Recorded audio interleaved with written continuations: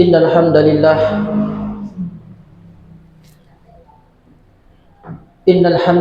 alladzi nahmaduhu wa nasta'inuhu wa nastaghfiruh wa na'udzu billahi min sururi anfusina wa min sayyiati a'malina. Man yahdihillahu fala mudilla lahu wa may yudlilhu fala hadiya lahu. Wa asyhadu an la ilaha illallah wahdahu la syarika lahu. Wa asyhadu anna Muhammadan abduhu wa rasuluhu alladzi la nabiyya ba'dahu. Allahumma salli wa sallim wa barik ala Muhammad wa ala alihi wa ashabihi wa man tabi'ahum bi ihsanin ila yaumiddin, amma ba'd. Ayyuhan nas, usikum wa nafsi bitaqwallah wa ta'atihi la'allakum turhamun. Wa qala Allah ta'ala fi kitabil karim, a'udzu billahi minasy syaithanir rajim, bismillahirrahmanirrahim. Ya ayyuhalladzina amanu taqullaha haqqa tuqatih wa la tamutunna illa wa antum muslimun. Hadirin kaum muslimin, sidang Jumat yang insyaallah dirahmati dan dimuliakan oleh Allah Subhanahu wa taala. Alhamdulillah, kita kembali memuji dan bersyukur kehadirat Allah Subhanahu wa taala, yang mana pada hari yang mulia ini Allah Subhanahu wa taala masih memberikan kepada kita kesempatan, masih memberikan kepada kita keringanan di setiap ayunan langkah-langkah kaki kita, sehingga kita bisa kembali hadir di tempat yang mulia ini, melaksanakan salah satu kewajiban kita sebagai hamba Allah, yaitu salat Jumat secara berjemaah. Mudah-mudahan dengan kehadiran kita di tempat yang penuh dengan mubarakah ini, insyaallah ta'ala bisa menjadi sebab-sebab dosa-dosa kita ini diampuni oleh Allah Subhanahu wa ta'ala. Salam dan salawat tak lupa pula kita kirimkan kepada junjungan Nabi kita, baginda Rasulullah Muhammad sallallahu alaihi wasallam. Hadirin kaum muslimin, sidang Jumat yang dirahmati oleh Allah Subhanahu wa taala. Pada kesempatan yang berbahagia ini, tidak henti-hentinya khatib senantiasa berwasiat,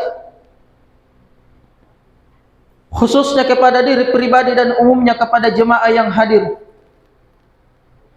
Marilah kita senantiasa meningkatkan kualitas iman dan takwa kita di sisi Allah Subhanahu wa taala, yaitu dengan cara kita melaksanakan segala perintah-perintah Allah, lalu kita senantiasa menjauhi segala larangan-larangan Allah. Sebab di dalam Al-Quran, jemaah sekalian rahimakumullah, Allah Subhanahu wa taala telah memberikan dua keutamaan bagi orang-orang yang senantiasa bertakwa kepada Allah Subhanahu wa taala. Allah Subhanahu wa taala berfirman di dalam Al-Qur'an, "Wa may yattaqillaha yaj'al lahu makhrajah wa yarzuqhu min haitsu la yahtasib." Barang siapa yang bertakwa kepada Allah Subhanahu wa taala, maka Allah Subhanahu wa taala akan memberikan solusi, akan memberikan jalan keluar yang terbaik dalam setiap masalah hidup yang kita hadapi. Dan Allah Subhanahu wa taala akan memberikan kita rezeki dari jalan yang kita pernah sangka-sangka. Hadirin kaum muslimin, jemaah Jumat rahimakumullah. Salah seorang ulama yang bernama Al-Imam Ibnul Qayyim Al-Jauziyah rahimakumullah, beliau pernah menulis dalam kitabnya dengan mengatakan bahwasanya ada 3 cara agar seorang hamba itu bisa mendapatkan yang namanya perkara kebahagiaan. Dan salah satu di antara ketiga cara itu, kata Al-Imam Ibnul Qayyim, jika seorang hamba itu menginginkan yang namanya perkara kebahagiaan, maka hendaklah ia senantiasa pandai-pandai bersyukur ketika ia mendapatkan nikmat di sisi Allah Subhanahu wa taala. Dan coba kita renungkan jemaah sekalian rahimakumullah, di dalam kehidupan kita di alam dunia ini, begitu banyak nikmat yang Allah Subhanahu wa taala titipkan kepada diri kita. Bahkan sampai-sampai di dalam Al-Quran Allah Subhanahu wa ta'ala berfirman, wa in ta'uddu nikmatallahi la tuhsuha.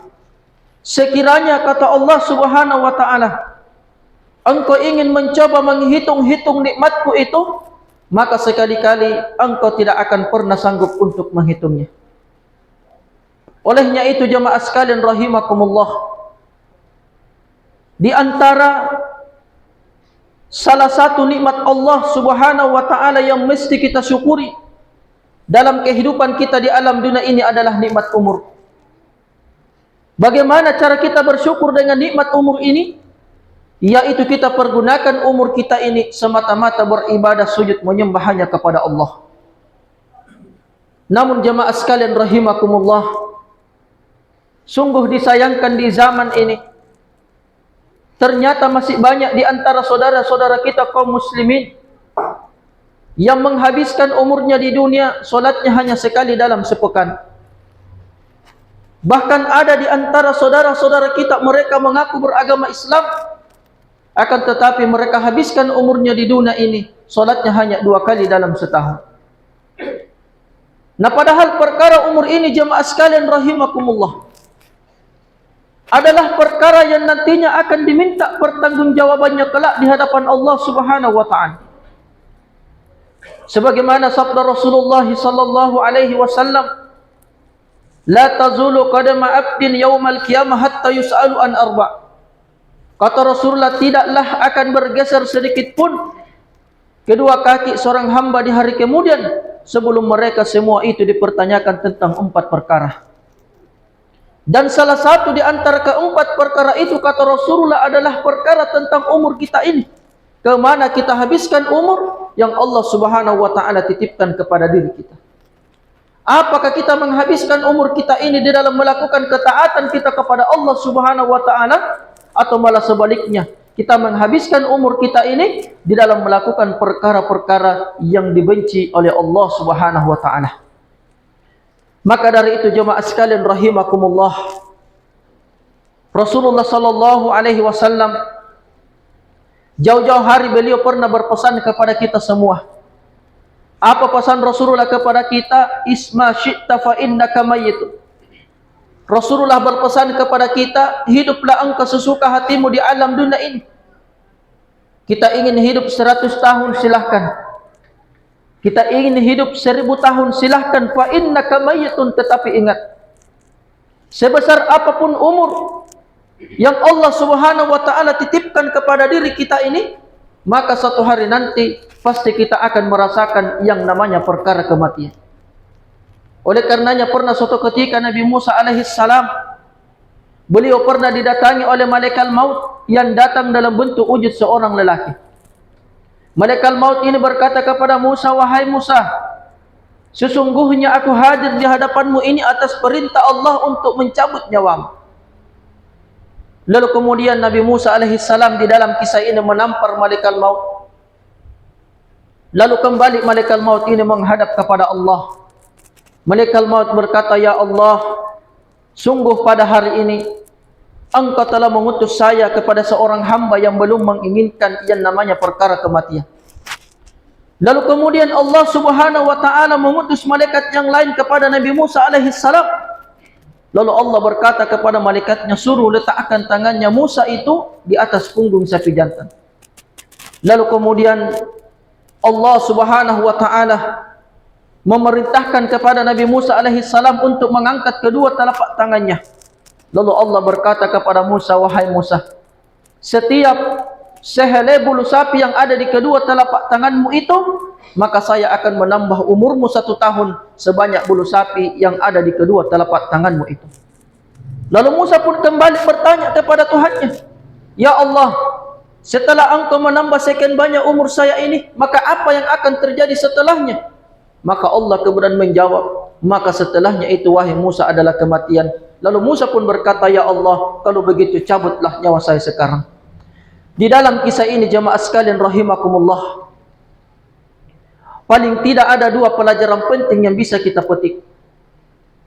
Pelajaran yang pertama mengajarkan kepada kita semua bahwasanya yang namanya kematian itu adalah suatu keniscayaan yang pasti akan terjadi kepada diri kita, dan tidak ada satupun manusia yang mampu lari dari yang namanya perkara kematian. Rasulullah sallallahu alaihi wasallam bersabda, al-mautu babun wa kullun nasi dakhiluha. Kata Rasulullah, kematian itu ibarat satu pintu, dan setiap kita yang hadir pada Jumat hari ini, apapun pangkat kita, apapun jabatan kita, apapun kedudukan kita di dunia ini, maka suatu hari nanti pasti kita akan melewati pintu tersebut, yaitu adalah pintu kematian. Yang kedua, pelajaran yang bisa kita petik dari kisah ini mengajarkan kepada kita semua bahwasanya sebesar apapun umur yang Allah Subhanahu wa taala titipkan kepada diri kita, bahkan sampai jutaan tahun sekalipun, maka kematian itu tetap akan datang menjemput kita dimanapun kita berada. Allah Subhanahu wa taala berfirman di dalam Al-Qur'an, "Ainama takunu yudrikumul maut walau kuntum fi burujin musyayyadah." Dimanapun kalian berada, kata Allah, maka kematian itu pasti akan datang menghampirimu sekalipun engkau berlindung di dalam benteng yang kokoh sekalipun. Maka ayat ini jemaah sekalian rahimakumullah mengajarkan kepada kita bahwasanya tidak ada jalan dan peluang bagi kita untuk bisa lari dari yang namanya perkara kematian. Akan tetapi yang ada ialah bagaimana kita mempersiapkan diri kita, mempersiapkan amalan-amalan terbaik kita untuk bisa menghadapi yang namanya kematian tersebut. Makanya Rasulullah sallallahu alaihi wasallam beliau pernah berkata, orang yang paling cerdas di dunia ini bukan orang yang memiliki ilmu yang tinggi, bukan orang yang memiliki pangkat atau jabatan yang tinggi, akan tetapi kata Rasulullah sallallahu alaihi wasallam, orang yang paling cerdas di dunia ini yang pertama adalah mereka yang banyak mengingat tentang perkara kematian, dan yang kedua adalah mereka yang mempersiapkan bekal-bekal terbaiknya untuk bisa menghadapi yang namanya kematian tersebut. Nah, lalu yang menjadi pertanyaan dalam diri kita adalah, bekal-bekal apakah yang sudah kita persiapkan sebelum kematian itu datang menjemput diri-diri kita? Maka dari itu jemaah sekalian rahimakumullah, mumpung kita masih diberikan umur yang panjang, kita masih diberikan kekuatan, kesempatan oleh Allah Subhanahu wa taala, maka mari kita pergunakan semua nikmat-nikmat ini untuk kita senantiasa memperbanyak beribadah kepada Allah Subhanahu wa taala. Sebab dengan amal ibadah yang kita kerjakan sewaktu hidup kita di alam dunia inilah yang nantinya akan menjadi bekal-bekal kita ketika kita ini semua kembali menghadap kepada Allah Subhanahu wa taala. Rasulullah sallallahu alaihi wasallam bersabda, yatba'ul mayyit salasah. Ketika seseorang itu akan diantar ke kuburannya, maka ada 3 golongan yang ikut mengantar. Yang pertama adalah hartanya, yang kedua adalah keluarga-keluarganya, lalu kemudian yang ketiga adalah amalan-amalannya. Lalu kata Nabi, 2 yang akan kembali ke dunia ini, yang kembali itu adalah harta dan keluarganya, sementara yang tinggal di alam kubur hanyalah amal-amal yang pernah kita kerjakan semasa hidup dulu kita di alam dunia ini. Maka dari itu jemaah sekalian rahimakumullah, marilah kita senantiasa kembali untuk menyadari diri kita masing-masing. Lalu kita senantiasa mendekatkan diri kita hanya kepada Allah. Kita perbanyak melakukan amal-amal kebaikan di alam dunia ini sebelum datang perkara kematian itu menjemput diri-diri kita. Barakallahu li wa lakum fil Qur'anil azim wa nafa'ni wa iyyakum bima fihi minal ayati wa zikril hakim wa taqabbala minna wa minkum tilawatahu innahu huwal ghafurur rahim.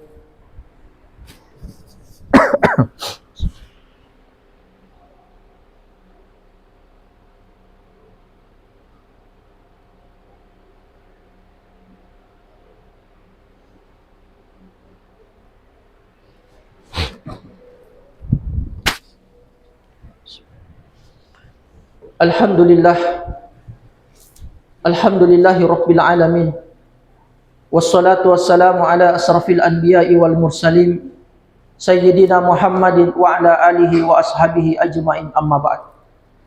Hadirin kaum muslimin, sidang Jumat yang dirahmati oleh Allah Subhanahu wa taala.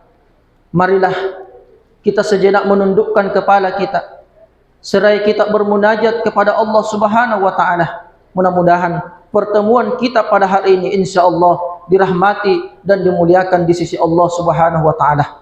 Di hari Jumat ini kita dianjurkan untuk senantiasa memperbanyak berinfak dan bersedekah. Dan di hari Jumat ini kita juga dianjurkan untuk senantiasa memperbanyak bersalawat kepada junjungan Nabi besar kita baginda Rasulullah Muhammad sallallahu alaihi wasallam. Allahumma salli ala Muhammad wa ala ali Muhammad kama sallaita ala Ibrahim wa ala ali Ibrahim wa barik ala Muhammad wa ala ali Muhammad kama sallaita ala Ibrahim wa ala ali Ibrahim fil alamin innaka Hamidum Majid. Allahumma ghafir lil mu'minina wal mu'minat wal muslimina wal muslimat al ahya'i minhu wal amwat innaka sami'un qaribun mujibud da'wat ya qadil hajat. Rabbana zalamna anfusana wa illam taghfir lana wa tarhamna lanakunanna minal khasirin. Rabbana la tuzigh qulubana ba'da idh hadaitana wa hab lana min ladunka rahmah innaka antal wahhab. Rabbana hab lana min azwajina wa zurriyyatina qurrata a'yun waj'alna lil muttaqina imama. Rabbana atina fid dunya hasanah wa fil akhirati hasanah wa qina azaban nar. Subhana rabbika rabbil izzati amma yasifun wa salamun alal mursalin walhamdulillahi rabbil alamin.